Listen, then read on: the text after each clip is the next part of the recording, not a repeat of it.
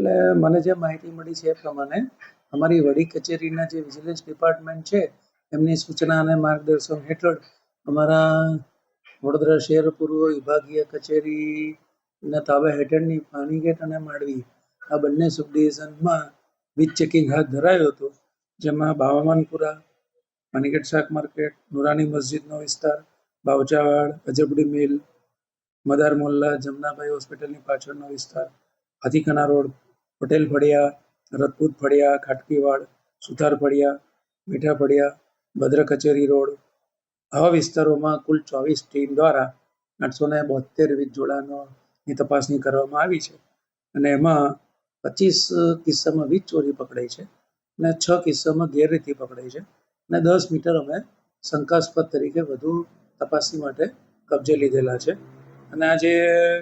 25 વીજ ચોરી અને 6 ગેરરીતિ છે એની અંદાજે આકારની 25,37,000 થાય છે.